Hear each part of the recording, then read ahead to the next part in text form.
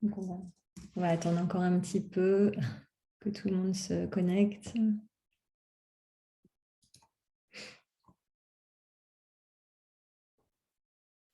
Il y a quatre participants, voilà.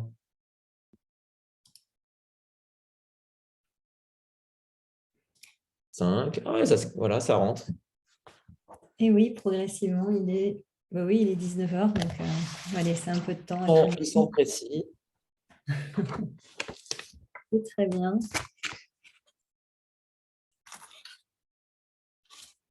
Donc, bonsoir à tous. On va attendre un petit peu que tout le monde se connecte et on commence dans 2-3 minutes.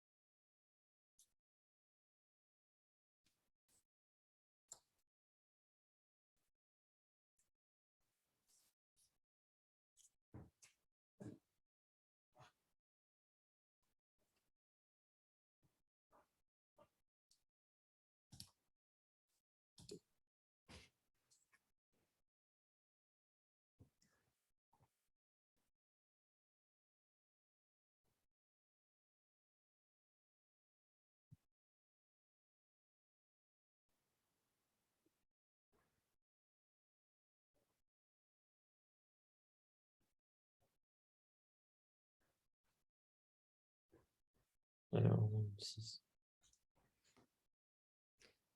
Et tu me dis, Vincent, quand tu voudras C'est commencer. quand vous voulez, hein. Moi, je suis à votre disposition. Bah, peu importe, ça fera peut-être venir Ah du ben monde. alors, voilà, il y a un participant de plus. On y va quand vous voulez.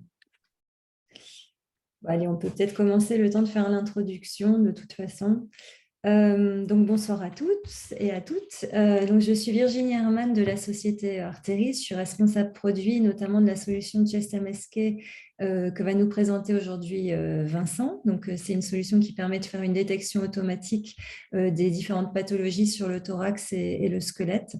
Je suis très heureuse de vous présenter donc aujourd'hui le docteur Vincent Seban, qui est radiologue associé au CSE, membre du groupe d'excellence en imagerie à Paris.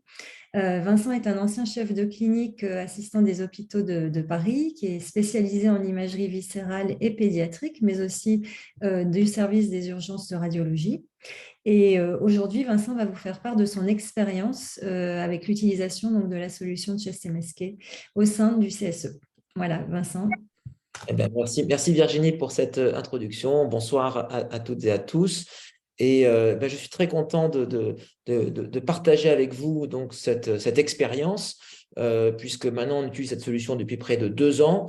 Je pense que c'est suffisant pour vraiment se donner la place de cet outil dans notre pratique quotidienne. Alors, cette présentation, je vais l'articuler en 2 temps.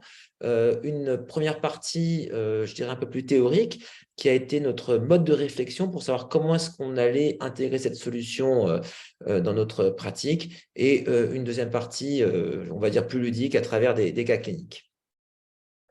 Alors, la première question qu'on doit se poser, parce que tous les jours, on va nous proposer des solutions d'IA aujourd'hui, c'est finalement, est-ce qu'on en a besoin? Et c'est vrai que lorsqu'il y a 2 ans, un peu plus de 2 ans, Arteris est venu nous voir pour nous proposer cette solution, ben, on s'est dit, est-ce qu'on a vraiment besoin d'une solution pour lire des radiographies standards? Quand on sait que la radiographie standard, c'est quand même la technique d'imagerie la plus ancienne, la plus connue certainement, la plus limitée, et dont on a vu la place se restreindre, je dirais, au fil du temps.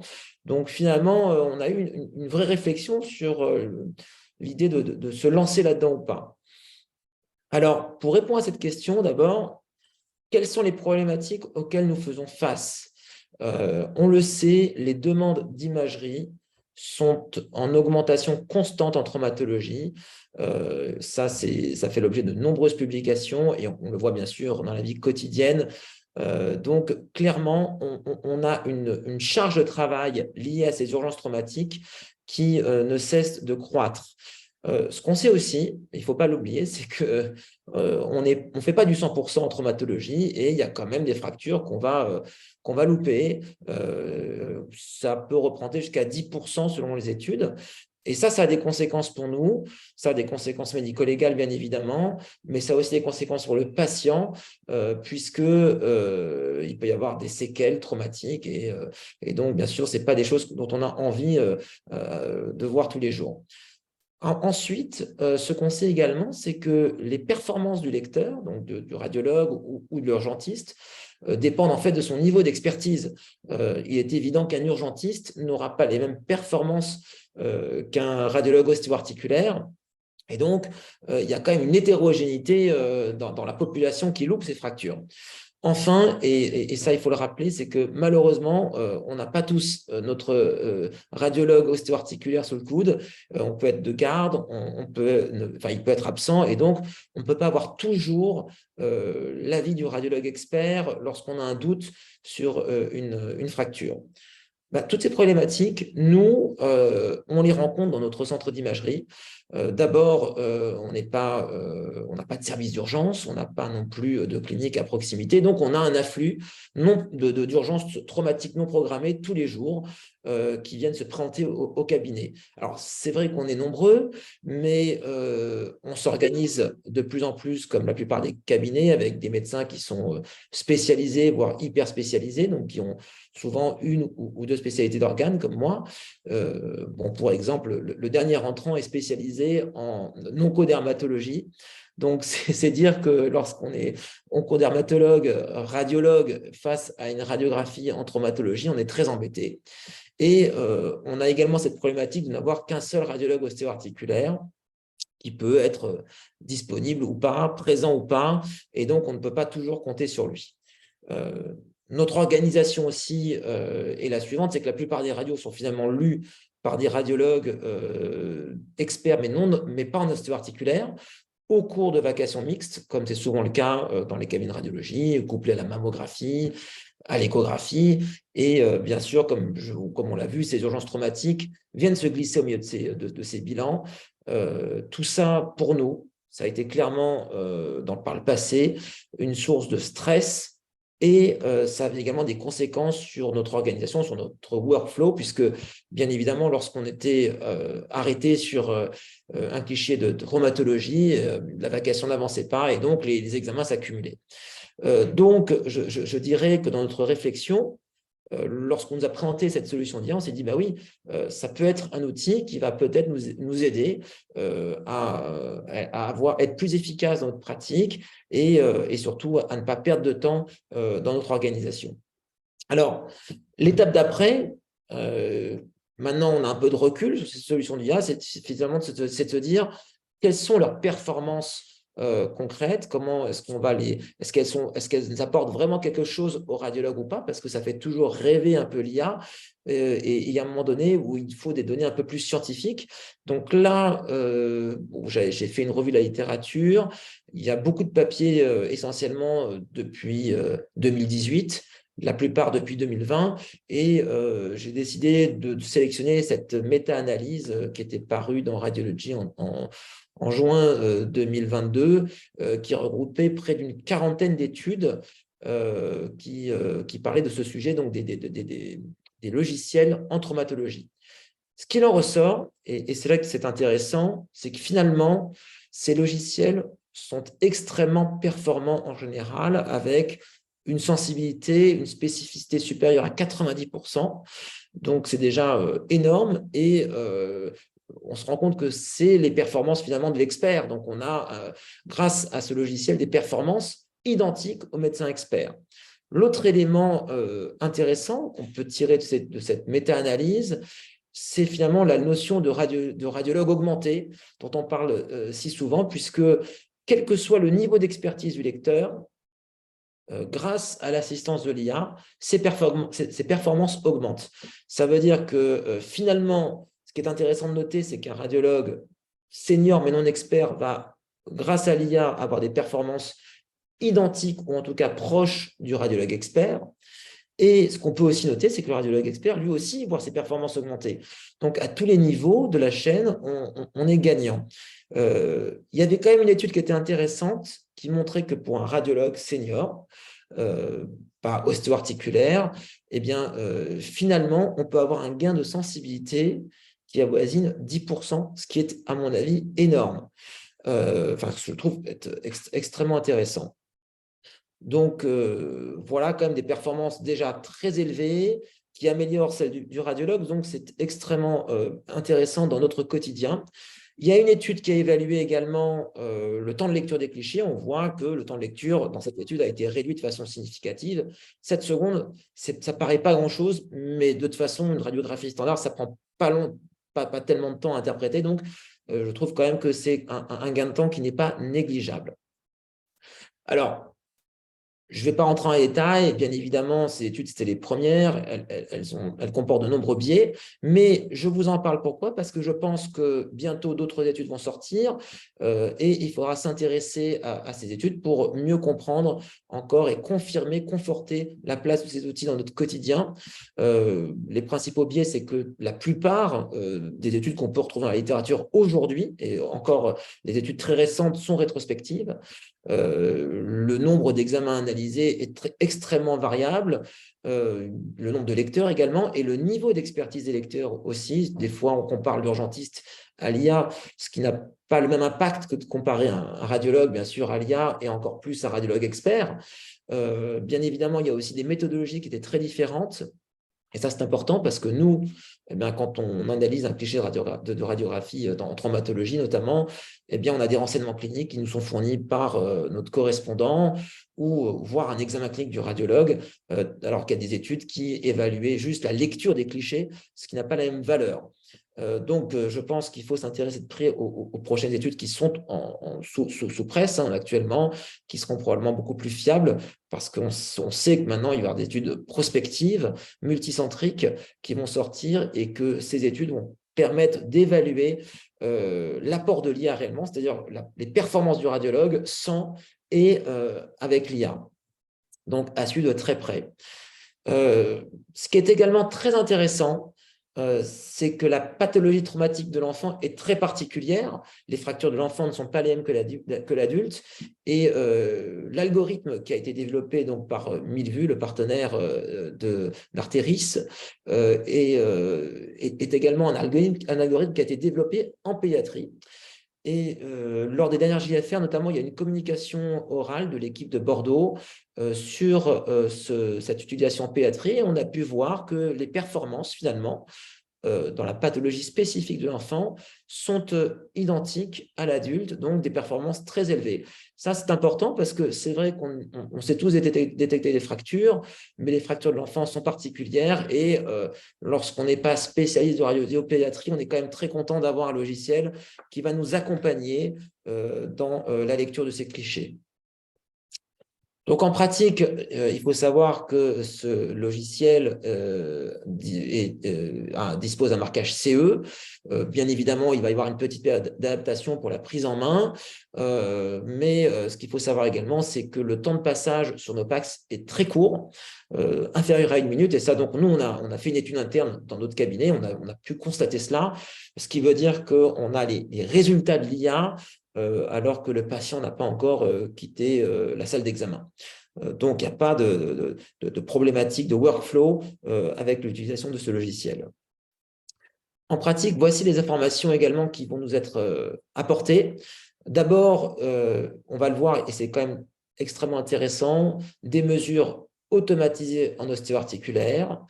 En traumatologie, on va avoir 3 informations, la détection bien évidemment de fractures, mais également de luxation et des épanchements liquidiens du coude. Et le logiciel est particulièrement performant dans la détection de ces épanchements du coude, signe indirect de fracture, bien évidemment.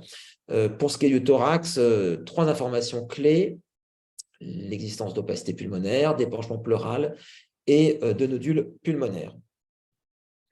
Alors, c'est vrai que nous, au début, ça fait 2 ans et demi qu'on l'utilise, ce logiciel, mais il y a eu quand même une période où on avait du mal il avait du mal encore à trouver sa place, ce qui est normal, puisque c'est le principe de ces logiciels. On va les avoir à disposition et progressivement, on va les utiliser et on va voir comment est-ce qu'on les intègre dans notre pratique.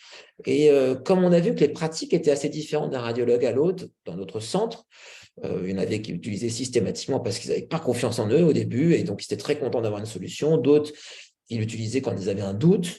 D'autres qui l'utilisaient même parfois juste pour dire bah, tiens, est-ce qu'il a vraiment vu la fracture que moi j'ai détectée? Donc, on avait des pratiques très différentes. On s'est dit pour homogénéiser un peu les pratiques et pour se dire mais, vraiment comment est-ce qu'on va l'utiliser, on a décidé de mettre en place une étude interne, une étude qui n'a bien sûr pas de valeur scientifique, mais qu'on a fait entre nous. Donc, on l'a fait de façon prospective. On a débuté l'étude à un instant T.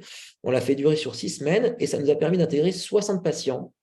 Ces 60 patients venaient dans le cadre d'urgence traumatique. Donc, ils n'avaient pas nécessairement de fracture, mais c'était dans le cadre d'urgence traumatique.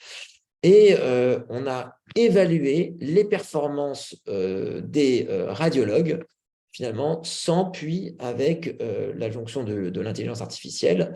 Bien évidemment, on a exclu notre radiologue expert de cette étude, puisqu'on s'attendait à ce qu'il ait des performances assez proches. Alors, ce qui a été intéressant, c'est qu'on a quand même eu 4 fractures qui ont été loupées par les radiologues sur ces 60 patients qui venaient juste pour des suspicions de fracture. Donc, c'est quand même assez important pour nous et ça un petit peu, on a eu quand même un petit signal d'alarme là. Ce qui est également intéressant de noter, c'est que l'IA ne fait pas tout parce qu'il y a quand même des fractures qui étaient évidentes pour le radiologue, mais qui n'ont pas été détectées par l'IA. On en a eu 2. Et enfin, rappeler que les renseignements cliniques, l'examen clinique, c'est indispensable puisque lorsque l'on étudiait les clichés de façon indépendante, certaines fractures ont été loupées et par le radiologue et par l'IA. Et c'est finalement l'examen clinique qui a permis de suspecter ces fractures qui ont été secondairement confirmées par des examens complémentaires.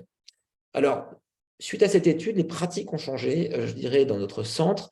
Et très clairement, on a retenu 2 choses. C'est que ce logiciel, parce qu'il a quand même détecté ces 4 fractures qui ont été totalement loupées par les radiologues, il a gagné la confiance de notre équipe qui ont décidé de l'utiliser systématiquement en traumatologie. Maintenant, c'est complètement intégré dans notre pratique. Mais on l'a bien vu à travers cette petite étude et les données de la littérature. Aujourd'hui, on ne peut se fier aux données de l'IA exclusivement, puisqu'il y a des loupés pour diverses raisons. Et donc, clairement, c'est un logiciel qui va venir en complément du radiologue, mais qui ne le remplace pas. Voilà. Alors, on va attaquer la deuxième partie, donc un peu plus pratique, je dirais, après cette présentation. Mais bon, là, c'était un peu la démarche qu'on a eue. Je crois que c'est très important de revenir quand même sur cette démarche parce que c'est celle qu'on doit avoir de plus en plus lorsqu'on vient nous présenter tous ces logiciels. C'est finalement l'outil qu'on me présente, est-il nécessaire? Quelles en sont ses performances? Et comment je vais pouvoir l'intégrer dans la pratique? Donc, voici les premiers exemples. Donc, concernant les mesures, donc vous voyez ici la mesure d'un angle CSA, mesure qui est automatique, on obtient en quelques secondes, mesure extrêmement fiable et reproductible. Nous, on s'est amusé aussi au début à concurrencer nos manipulateurs et on avait des intervalles qui étaient très, très, très minimes, de l'ordre de 2 ou 3 degrés à chaque fois, ce qui n'a pas de conséquences pratiques. Ici, un autre exemple au niveau du bassin, vous voyez, donc c'est l'obtention de ces mesures en quelques secondes, des mesures qu'on ne réalise pas en pratique, mais qu'il est tout à fait confortable de pouvoir donner aux correspondants, puisque ça nous fournit des informations finalement supplémentaires qu'on n'a pas coutume de donner. Et ça, encore une fois, ça s'intègre immédiatement au PACS et on peut l'imprimer et c'est un gain de temps pour le manipulateur. Encore un autre exemple ici, ces fameuses mesures fastidieuses des pieds. Vous voyez qu'on les obtient de façon très fiable en quelques secondes. Je peux vous dire que là, les manipulateurs, ils sont quand même très satisfaits chez nous de pouvoir juste vérifier que la mesure est correcte et de pouvoir imprimer simplement le rapport. Moi, j'aime bien ce petit exemple parce qu'au passage, le logiciel avait détecté une luxation, que bien sûr le manipulateur s'est empressé de nous signaler. Voilà, donc je dirais que c'est le double effet qui se coule, les mesures et les lésions post-traumatiques. Alors, voici comment se présente l'interface pour ce qui est des fractures. Donc, vous avez votre liste de patients comme toute interface en imagerie. Et puis, vous voyez qu'à gauche de l'écran, on a des petits marqueurs. Alors, on a des marqueurs rouges, hein, qui veut dire que le logiciel a détecté de façon formelle une anomalie. Des marqueurs jaunes qui disent que il y a peut-être une anomalie. Donc, c'est douteux en tout cas. Et donc, il faut que le radiologue valide si il y a ou pas cette anomalie. Et lorsqu'il n'y a pas de marqueur, ça veut dire que le logiciel n'a rien détecté. Donc ça, c'est quand même pas mal parce qu'on n'a pas encore ouvert le dossier, que déjà, immédiatement, on a l'information de l'IA et donc c'est un gain de temps quand même et d'efficacité parce que dès qu'on voit le marqueur rouge, on va être extrêmement vigilant, bien évidemment. Ça ne veut pas dire qu'il y a quelque chose, hein, parce que ça peut être rouge pour diverses raisons. Des fois, c'est un patient opéré, donc le logiciel détecte une anomalie, mais qui n'est pas réelle. Mais déjà, ça attire l'attention du radiologue avant même d'ouvrir le dossier. Et donc, bien sûr, lorsqu'on est face à une urgence traumatique, c'est une information supplémentaire. Alors, je vais vous montrer quelques exemples de traumatologie.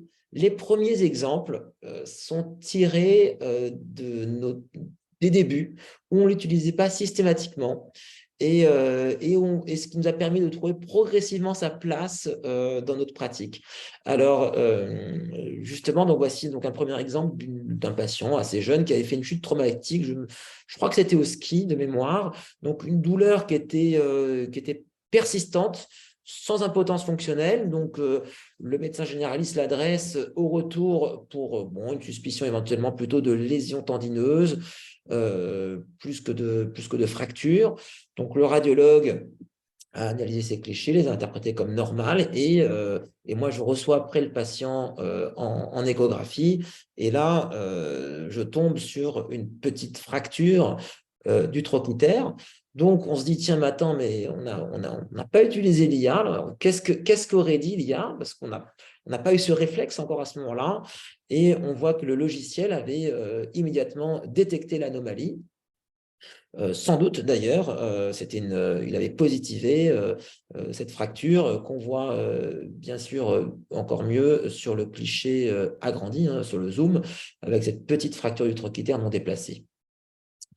Autre exemple du même type, là aussi c'était une chute traumatique, je crois, à vélo, patient qui consulte son médecin traitant pour une douleur persistante au niveau du dos de la main et le médecin pense plutôt à une entorse, donc il demande la radiographie et l'échographie.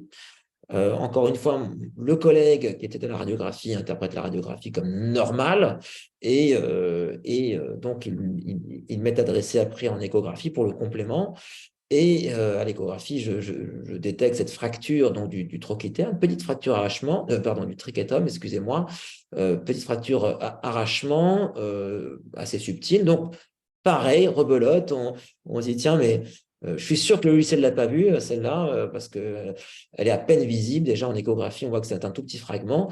Eh bien non, le logiciel avait également positivé cette fracture du triquetrum de façon tout à fait formelle et on la voit beaucoup mieux sur le cliché zoomé. Hein.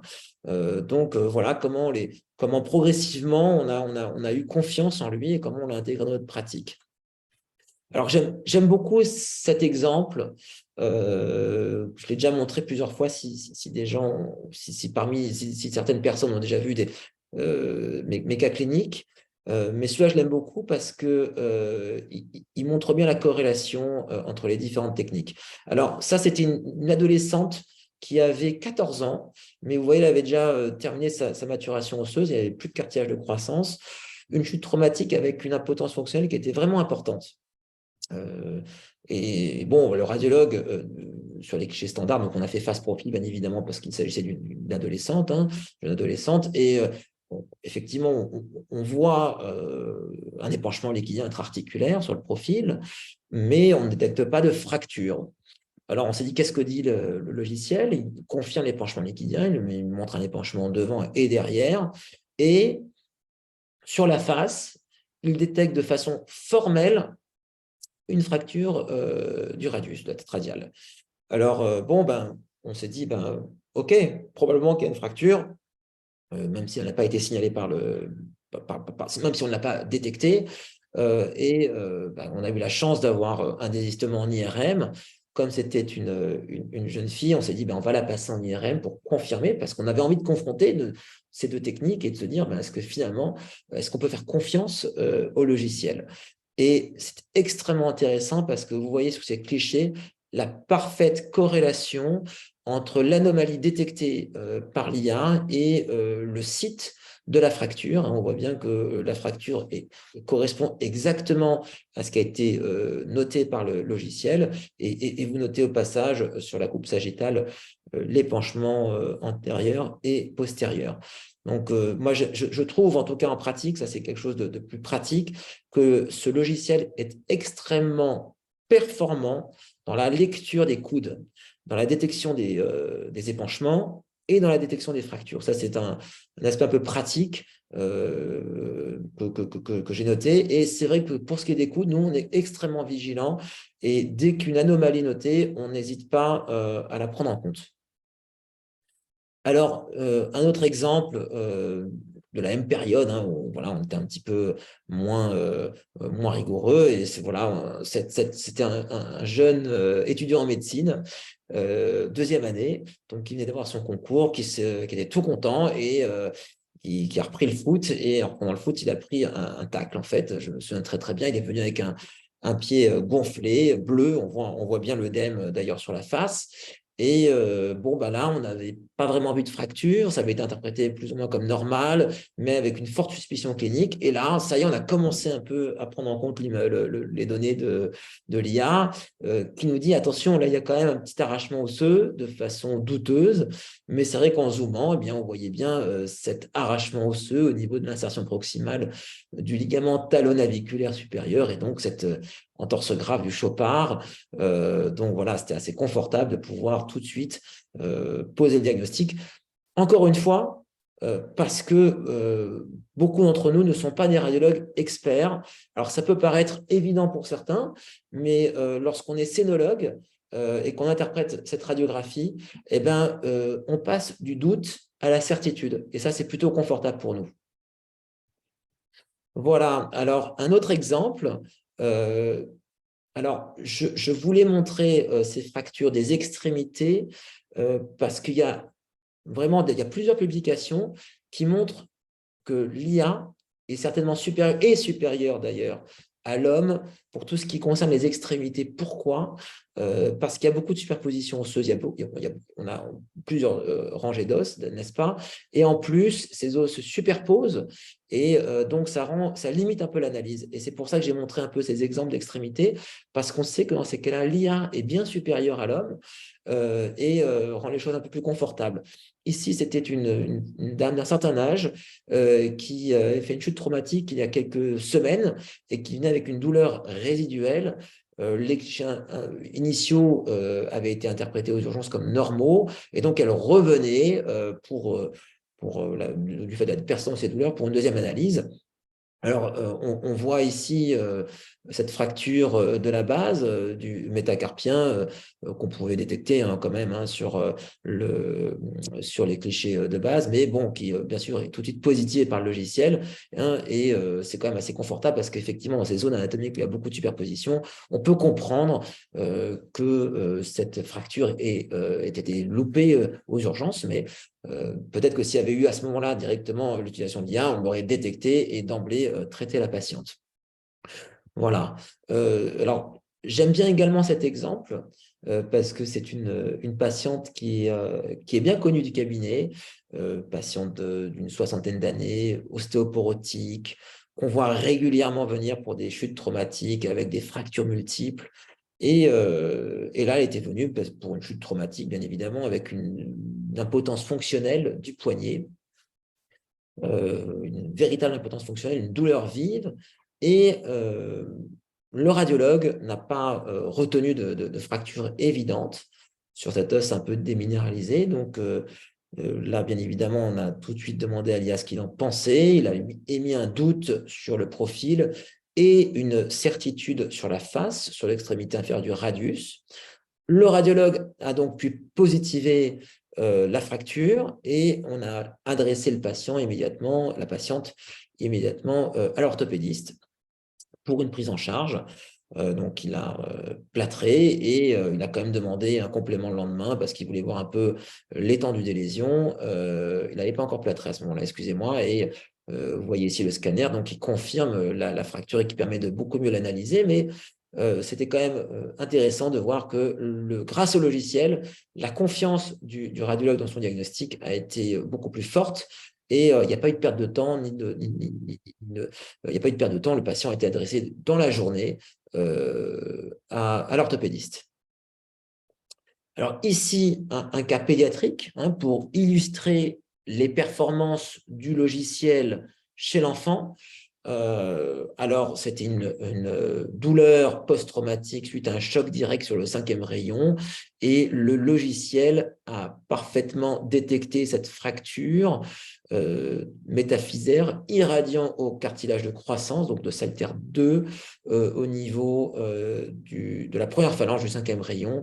Donc, vous voyez donc les performances du logiciel dans ces fractures spécifiques de l'enfant. Donc, tout à fait rassurant parce que c'est vrai qu'on n'est peut-être pas tous experts en ostéo-articulaire, mais on sait quand même tous ensemble interpréter des radiographies standards. Mais je pense que lorsqu'on est radiologue adulte, on est toujours un peu plus stressé, en tout cas un peu plus prudent lorsqu'on analyse des clichés d'enfants, car on a certaines difficultés avec les cartilages de croissance. Alors, cet exemple, pour illustrer en fait le plus de l'IA. C'est quoi le plus de l'IA? C'est que nous, on a une prescription médicale avec une suspicion de fracture du trochitaire, en l'occurrence ici, pour une chute traumatique avec une douleur, mais pas de grande impotence fonctionnelle. Et finalement, on se dit, je ne vois pas de fracture du trochitaire. Et là, en le cas présent, l'IA n'avait pas non plus retenu de fracture du trochitaire. Mais on n'a pas expliqué la douleur. Et l'intérêt de l'IA, c'est bien sûr de répondre à la question, mais c'est aussi de répondre aux autres questions. Et là, sur ce cliché qui n'était pas du tout destiné à cela, le logiciel a détecté des fractures de côte.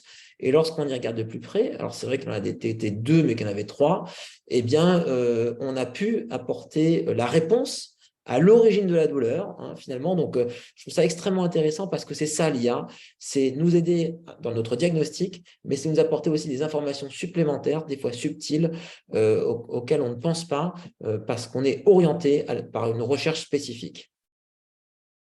Autre exemple du même type, ce patient qui venait en post-opératoire, vous voyez, au niveau de sa cheville gauche, et qui se plaignait de douleurs résiduelles assez intenses. Mais c'est pour ça que finalement l'orthopédiste demandait des clés de contrôle parce qu'il ne comprenait pas l'origine de ces douleurs. Et notre manipulateur a eu la bonne idée de se dire, tiens, mais peut-être qu'il y a quelque chose, je vais consulter le logiciel parce que j'ai envie de voir si finalement il n'y a pas une lésion traumatique que j'aurais pu, qui pourrait expliquer cela et qui serait passé inaperçu. Et effectivement, le logiciel a mis en évidence cette fracture qui pouvait paraître évidente, mais comme ce n'était pas l'objet de la demande, je dirais, initiale, qui était juste un contrôle post-opératoire, eh bien, il a attiré l'attention sur le dôme du talus et a permis de révéler cette lésion ostéochondrale qui expliquait donc tout à fait la symptomatologie du patient. Donc, je trouve ça extrêmement intéressant parce qu'encore une fois, l'IA vient en complément pour mettre le doigt sur des pathologies auxquelles on ne pense pas, ou en tout cas vers lesquelles le radiologue n'est pas attiré de prime abord. Autre exemple du même type, pareil pour montrer la complémentarité entre le radiologue, le manipulateur et l'IA, puisque ça c'est grâce à notre étude, puisque pendant cette étude-là qu'on a menée dans notre institution, on a pu confronter les données entre médecins, mais également avec les manipulateurs, que ce soit pour les mesures ou pour les urgences traumatiques. Et là, dans cette histoire-là, donc il y avait une douleur assez intense de l'épaule, c'est assez importante.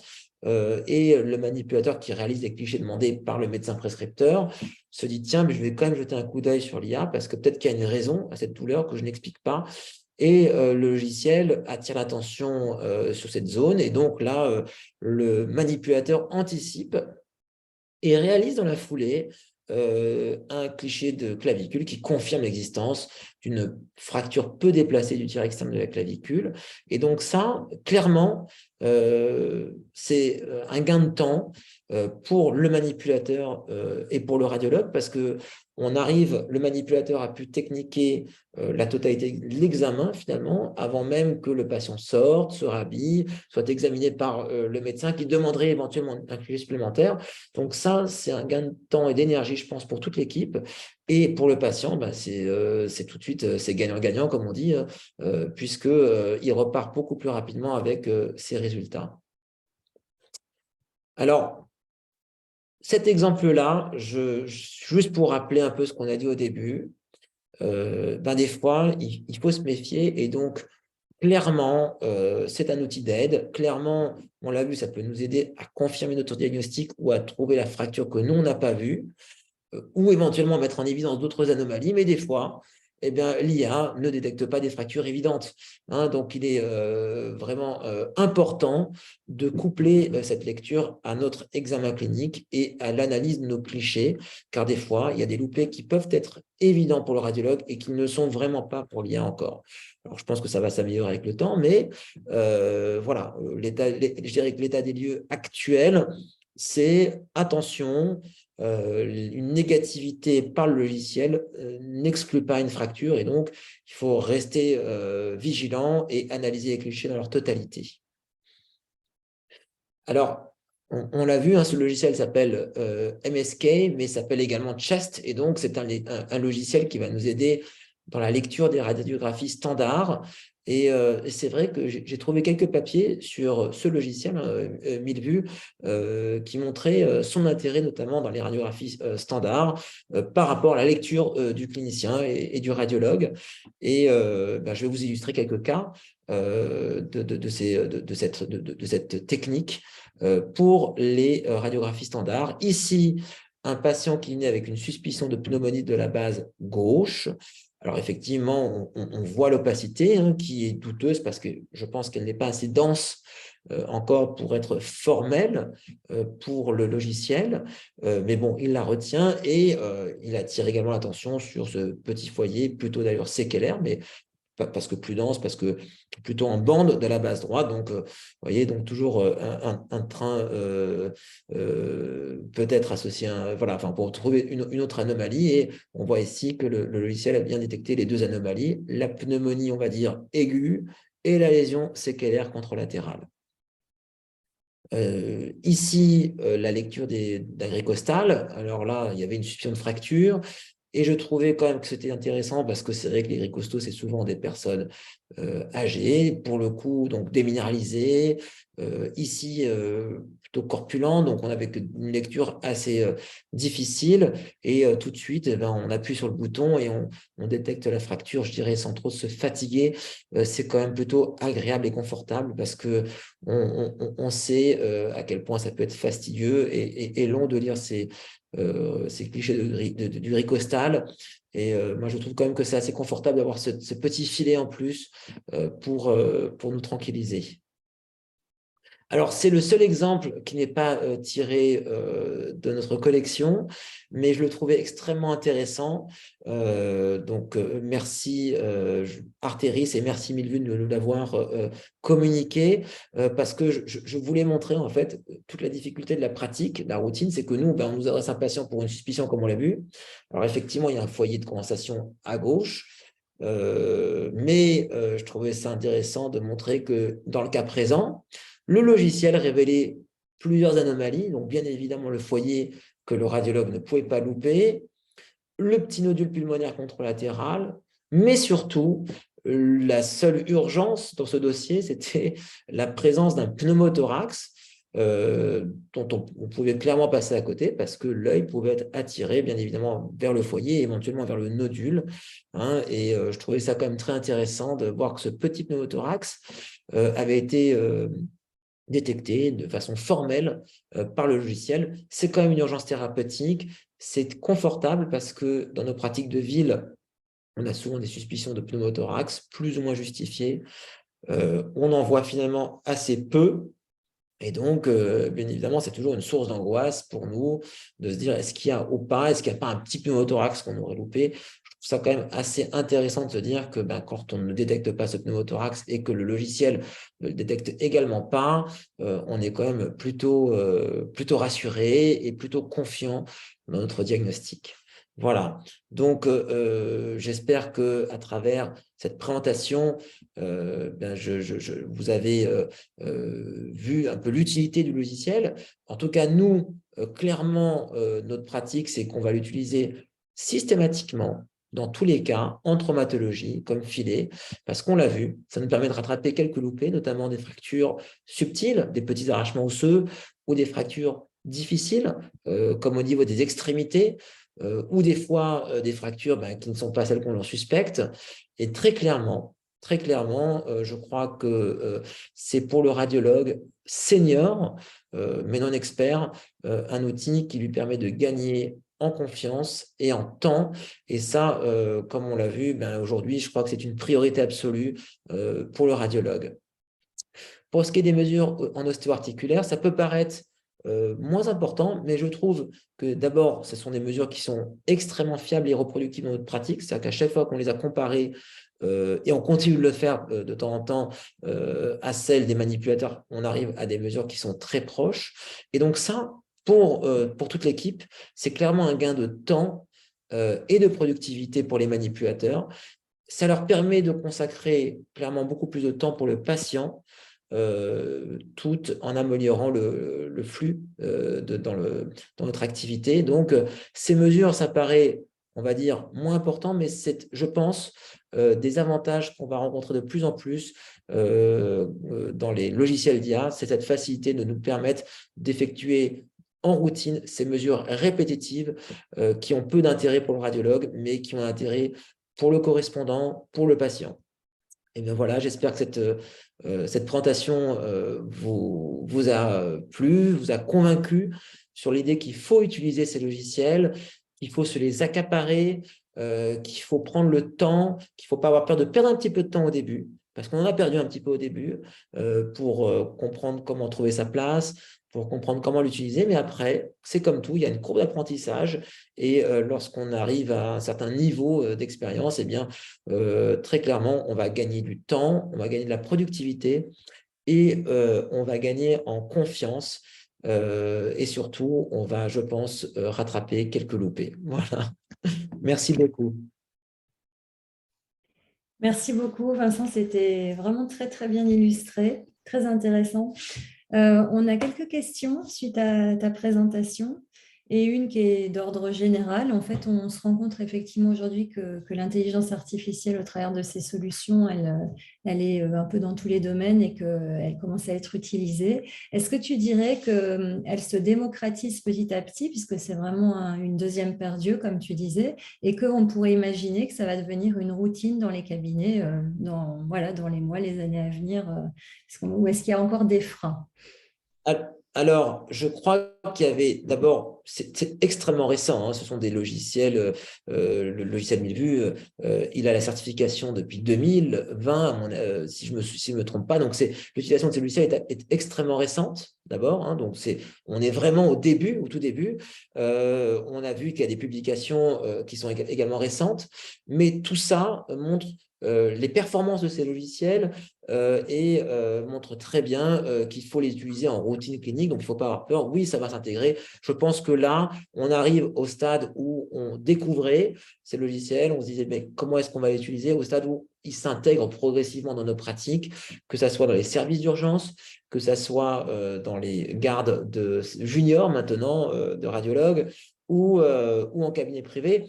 Parce qu'en cabinet privé, moi, je pense que c'est fondamental d'avoir un outil de ce type-là, parce que pour nous, l'urgence traumatique, ce n'est pas notre quotidien, on va dire, ce n'est pas notre priorité. Les gens qui ont des urgences traumatiques, généralement, se dirigent vers des cliniques, vers des hôpitaux, vers des centres de traumatologie. Et nous, en fait, on les accueille un peu de façon un peu aléatoire et ponctuelle.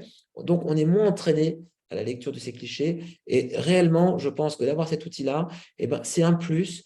Et je n'ai aucun doute que ça va devenir indispensable et que ça va accompagner les radiologues de plus en plus. D'autant plus aujourd'hui, ça s'intègre très facilement dans nos cabinets. Vraiment, l'intégration est extrêmement rapide pour l'installation et l'utilisation est également extrêmement rapide, comme je vous l'ai montré. Donc, ça va devenir dans la continuité de l'examen, c'est-à-dire qu'on va prendre les clichés, on arrive sur sa console de lecture et immédiatement, on a le résultat de l'IA qui va accompagner la lecture du radiologue. Donc, ces deux résultats vont être combinés. Donc, moi, je n'ai aucun doute. Je pense que d'ici 1 an ou 2, on sera tous équipés de ces logiciels parce qu'ils ont montré leur efficacité, ils ont des performances élevées et ils améliorent les performances du radiologue. Donc, vraiment, c'est un outil qui apporte au radiologue et surtout sans perdre de temps. Voilà. On remarque aujourd'hui qu'il y a quand même des freins qui subsistent, malheureusement. Est-ce que tu sais comment les expliquer, ces freins? Alors, je pense qu'il y a les freins d'intégration, bien évidemment, dans nos structures. D'abord, c'est des freins simples de réseau, etc.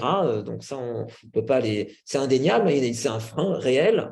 Je pense qu'il y a aussi le frein, il faut évaluer cette solution, le coût financier de cette solution pour l'intégrer en pratique. Mais moi, je n'ai aucun doute qu'il y a un bénéfice à les intégrer dans nos pratiques. D'abord parce qu'il y a aussi un aspect médico-légal et il ne faut pas l'oublier. Et je pense qu'aujourd'hui, l'aspect médico-légal va prendre de plus en plus d'ampleur dans nos pratiques. Moi, je trouve qu'il n'y a pas tant de freins que ça. Je pense que les freins, on se les crée. Aujourd'hui, c'est extrêmement facile et aisé d'intégrer cette solution. Nous, en tout cas, au cabinet, ça a été extrêmement rapide et on a du répondant pour ce qui est de la maintenance, pour ce qui est lorsqu'il y a des pannes qui sont souvent pas liées à Arteris, mais plutôt au réseau ou des pannes électriques dans notre quartier. Ça, c'est concret. Voilà, donc je crois qu'il n'y a pas pour moi, il n'y a pas de frein. Il n'y a pas de frein. Le frein, il est de se dire on y va ou on n'y va pas. Mais une chose est sûre, c'est que quand on y va, on ne revient pas en arrière. Ça, c'est la pratique quotidienne de tous nos confrères qui ont goûté à ces outils. D'accord, très bien. Peut-être une dernière question. Est-ce qu'il y a des zones anatomiques particulières sur lesquelles on voit plus facilement des faux négatifs, par exemple avec l'IA? Alors, d'abord, c'est une très bonne question. D'abord, il y a des zones anatomiques aujourd'hui qui ne sont pas explorées par l'IA, il faut quand même le dire, notamment le rachis, mais je crois que ça va évoluer. Donc, il y a des zones anatomiques déjà qui sont exclues, mais je sais que ça va arriver, donc ça va être résolu. Donc ça, c'est le premier point. Le deuxième point, il y a des zones où on trouve que ça marche extrêmement bien. Moi, je trouve que c'est le coude en général, et le coude, ce n'est pas facile. Et c'est vrai que le coude, je l'ai dit, ça marche, mais à chaque fois, des fractures subtiles, il les a détectées. Les épaules, bien évidemment. Et comme je l'ai dit, les extrémités. Je trouve que c'est super intéressant sur les extrémités parce que lorsqu'on a moins d'expérience, on est des fois un peu limité parce qu'on a du mal à voir toutes ces structures anatomiques. Alors, je n'ai pas eu de luxation encore au niveau du poignet, des luxations qui ont été dans ma pratique, mais j'attends avec impatience de voir les performances du logiciel dans ces indications-là parce qu'on sait que c'est extrêmement difficile pour le radiologue, notamment lorsqu'on n'est pas ostéo-articulaire parce que ce sont des notions qu'on apprend jeunes, mais qui sont très théoriques. Voilà, donc moi, je pense qu'en fait, en tout cas, il faut l'utiliser à tous les coups, systématiquement en traumatologie, parce qu'il y a toujours des surprises, des bonnes surprises, puisque c'est souvent des surprises qui nous permettent d'avancer et de rattraper certains loupés. Voilà. Parfait. Écoute, un grand merci et merci à toute l'assistance d'avoir participé donc à la présentation de Vincent. Je crois on arrive au bout de la session. Vincent, si tu veux dire le dernier mot, puisque c'est toi le… Moi, le dernier mot, il y a une question sur l'IA. Je pense que l'IA aujourd'hui, on est au step 2 de l'IA. C'est-à-dire qu'il y a 3, 4, 5 ans, c'était un peu nouveau. Il fallait trouver sa place, il fallait la valider. Aujourd'hui, on est à l'étape où l'IA, dans certaines indications, est validée, comme c'est le cas ici. Et donc, il faut maintenant s'habituer à l'intégrer dans nos pratiques. Donc, vraiment, je vous invite tous Et c'est vrai que la solution Arteris est intéressante puisqu'on peut cumuler plusieurs solutions d'IA. Je vous invite réellement à utiliser ces solutions, à les tester, à demander, à les tester, à les évaluer, parce qu'il faut maintenant ne plus suivre, mais être réellement un acteur, parce que je suis certain que dans 1 an, 2 ans, toutes ces solutions vont s'intégrer dans notre pratique. Je pense notamment au dépistage organisé du cancer du sein, où on parle beaucoup maintenant, et ça à tous les congrès, de la question de remplacer la deuxième lecture par une lecture par le radiologue et par une solution d'IA en complément.